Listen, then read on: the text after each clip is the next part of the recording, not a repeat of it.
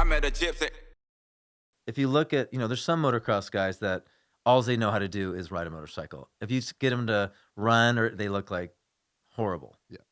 you know, and it's funny because that's the difference between like Adam and Ken. I was thinking of Cianciarulo. So when I got Adam when he was at his worst, like I mean, what year? 2016 or so. He was So injured he's been and through it. going through it. And Ken called me and goes, "Hey, can you train Adam this year? You know, I want him to come to boot camp." And they were good friends, I think, from training at Alden's. And, Yeah. when I first saw Adam, oh my god, like, and this is like it's funny because the first time phenom Adam of trained, all the first phenoms. time he trained with Harry Styles in L.A. I was training Harry at the time, and when I was in L.A. and Harry like ran circles around him, and I was like, I mean, and Adam was just like, it was someone that I had to get more athletic. Like he was just anything off the bike. It was like, I called him like the baby deer because he just like was like all arms and legs, but fuck, did he get strong? Really? Oh my god. Huh. Yeah. I mean, by the way, Adam's one of my favorite people of all time.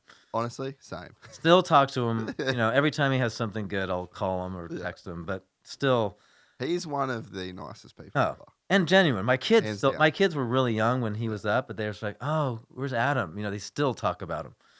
And everyone at the gym, all the people at the gym, like, "Oh, how's Adam doing? How's Adam doing?" But when he came, he was just, I mean, oh my god, like his body was wrecked. Shoulders, he was weak. He couldn't, I mean, watch him run up a hill. It was painful to watch him run up a hill. So we Just start, like the knees going, everything. So we started just from all the foundation stuff, and damn, did he get good? Huh. He was deadlifting 4 plates he turned into an athlete. Like he really did. And it wasn't like we broke up or like he left. It was just one of those things where Nick was with him full time. Yeah. And I don't, he didn't want to, pay me and pay him. And he knew enough of my stuff where he could use it wherever he wanted. And I felt really good about it. Like, okay, he's safe. Yeah. And he can do his thing. And we still talk, even when he, didn't train with me, I talked to him probably every couple weeks. Yeah. It wasn't like, I knew he knew how to do, but, he needed more of the stuff that Nick could do. Yeah. And Nick is a great guy. I mean, he came up to the gym a bunch of times and it was fine. I mean, so that's what I'm saying. I'm glad I got to see Adam those 2 or 3 years and teach him all the strength stuff and how to be safe and how to tension his body and how to, do whatever he needed to do in the gym and on the off the bike, just, his aerobic system. And he knew how to do everything. Yeah. So when he left, it wasn't like he left. It was just, I get did a different, and he just didn't need me to do the same thing. And Nick was able to do that too. And he lived there. Yeah. And it was fine. Is it crazy to you when you watch someone like Adam, though, how amazing they are on the motorcycle? And just like the athleticism that it takes. That's what I'm saying. He did it. It's a skill. It blows my mind. No, it's a skill. I had a surfer like that. No, he's never going to hear this. Remember a guy named Sean Thompson? Yeah. He won a Wasn't bunch he of... from Santa Barbara? No, he's from South Africa, but he lived in Santa Barbara. Okay. After he retired, I remember seeing him in the gym, and I'm like, oh my god. Like, it was the most unathletic person I'd ever seen in my life. But he could surf. That's what I'm saying. It's the same thing. They have this one skill. Specific. But I knew for Adam, in order to be able to race, I mean, too bad something happened, with his arm. I wanted him to be resilient more, and it did. Like, he got strong, and when he crashed, he didn't break like he used to. Yeah. Like, that's what I'm always telling these guys. Like, okay, we're not in the gym getting strong. Just like, you have to take hits. You have to. It's like I say, it's like gladiators. If you're not strong and stable, your shoulders and your body and your core and everything, like one crash and you're out 3 races. Where if you're strong, I mean, your chances of unless it's something like Kenny did, Yeah. But like Chase has fell a million times, and he's like a tank. Yeah. And just as strong. Like I always say that, like the old, Louis Simmons, weak things break. If you're not strong, and that was the main thing when I saw Adam. I go, Adam, we got to fucking get stronger. Yeah. Like that's your number one priority in this whole thing for 2 years. We have to get you stronger and more resilient. So when you ride and you crash, you're going to be able to be a lot more resilient. Is it crazy that that's not more obvious? I don't know if people think about that. I don't know. See, It that's the thing. seems obvious. It does, but you Like know, you're taking massive hits. but when I first came in, I remember I used to hear what the normal motocross workout, and I was just like, Why? And I'm like, I don't get it. I don't understand. Why are you going in the gym and making everything like an aerobic?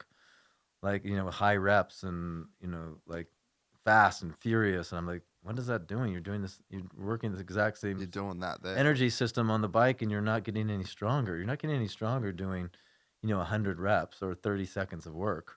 Yeah. So I just saw the gym was strength is strength and endurance is endurance. I never mixed the two other than grindy sled sets with carries and, all kinds of other stuff. When it was planned, like, okay, we're going to do a grinder today. We're going to go an hour. We're just going to carry heavy things up Just gonna lift hills. shit and move. We're going to move. Yeah. Yeah. And it's not at a super fast. It's just a grindy, like strength, walk up hills with kettlebells, switching, sleds, all kinds of different sandbag carry, whatever. And we do that a lot in boot camp. It's just that's just general preparation for for your body's moving and To lifting be a up heavy. gladiator. Yeah, yeah. So it was just a little different way of instead of going in the gym and doing okay, we're gonna go 30 seconds, push ups and this and that, and I just never saw it that way. I came from a strength background, and like okay, you need to get strong. Like there's a motocross guy. I say if you can deadlift 400 pounds, bench press over your body weight, there's certain things I go, okay, you have to be able to do this. There's no getting around it. Like What would your list be? probably 4 plates on a hex bar deadlift, So what's that work out to be? 405 pounds. Okay. How many Uh, kilos is that? I don't know. 200 kilos. Yeah, something like basically? that. Yeah. Bench press, at least 185 pounds. Pull ups at least 8 to 10. Yeah. Just be stable. Like I can look at someone in the gym. Okay, you can move. Yeah. You know how to move. You know how to hinge your hips. You know how to lock in when you're doing stuff. You just look good. Yeah. You look safe. You know how to tension your body. That's the whole foundation of what stuff is about. Yeah. Teaching that. Like, once you got the foundation down, all that other stuff in the gym just comes like that. Yeah. And that's what I gravitate toward Eric towards. I'm like, oh my God, that's why we called it foundation, because it's the foundation of everything you're going to do. It is pretty insane, eh? It's everything. I mean, it's teaching your body how to stack itself, Yeah. right on top of the rib cage, on top of the pelvis, on top of to learn how to tension, to hinge your hips and stay engaged. And, that's the stuff people just don't. You watch a lot of new guys and they just look like noodles. Yeah. There's no tension, there's nothing. And you can see it turn over to the bike. Because that's not like I ever told Kenny or Chase, like, oh, I want you to ride like this and stick your hips out and lock in. And it just happens. You can Because see of the pictures. position that you're You can in. see Yeah. pictures of Yeah. even Levi's, gone to me like, fuck, dude, I'm riding totally different. Like You can see it in Levi. yeah, I just feel like I'm just in my hips more, and I'm not, I don't get arm pump anymore, and I don't do any of this. Yeah. I don't tell them like do that. Like it just happens naturally, just from doing the movements over and over and over again. I always, in fact, I just told Levi the other day, I'm like, I don't care how fucking boring it is, do it every day. It's like Foundation training. yeah, it's like doing scales on a piano for a piano player. Like Yeah. you just and be engaged when you do it. Don't just because 3 weeks ago I went to Nashville and I'm warming him up. Like he goes, this burns. Yeah, I go because you're fucking thinking about it now. You're not just going through it and doing it without thinking. You got to think about it and you be engaged where your heart, your head is, and your neck Yeah, and your yeah. rib cage and everything. Otherwise, you're just going through the motions. You have to be present and actually think about what you're doing. It's funny. I asked Chase because like I've been doing some foundation Mhm. stuff like after Yeah. since Eric came on, and I'm like, oh, when are you doing it? Thinking about like as a workout, and he's like, it's just fucking every day. Like, Yeah, they he just does it every basically was day. like, Yeah. yeah, no, don't. This isn't like a workout. No. Like, I don't look at foundation training as a workout. No, he just does it. And I was just like, damn, bro. Yeah. Because when I do it, I'm fucking sore for days. No, but that'll that's just because you're engaging muscles you haven't used. Yeah. And that's the thing with Levi and Tom. And it's like you're doing it. I don't care. It works. Like and you can see just like Tom, who's never really done stuff like that. You can just see every week. I'm like, yeah. Last time I saw him do it, I'm like, okay, you got it now. Like you're just about there.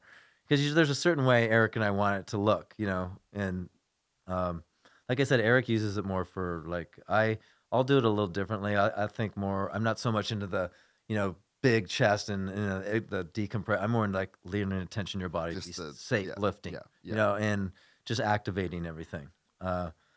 It's the same thing. It's just a little different reason different why we do focus, it. yeah, Yeah. yeah. But yeah. So I just want it to look a certain way. Like you can see who's good at it and who's not just by the way they move and where their head is and where their rib cage is, and Yeah. and those guys have all gotten, you know, very good at it. If you enjoyed this content, please like and subscribe. And to listen to the full 3-hour podcast, search Gypsy Tales in your favorite podcast platform or click the link in the description below. Gypsy Gang.